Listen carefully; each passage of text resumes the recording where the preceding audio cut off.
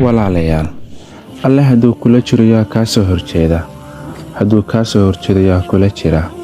Inta aad tahay runlow, inta aad tahay qof aamin ah, inta aad tahay daacad, inta aad cilmiga raacanayso, ha baqanin.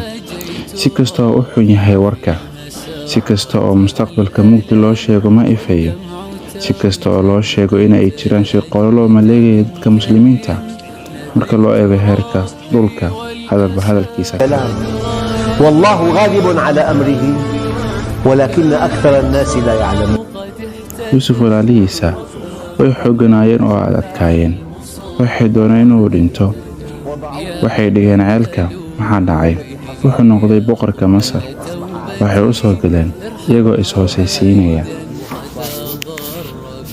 إنك لأنت يوسف؟ قال أنا يوسف وهذا أخي قد من الله علينا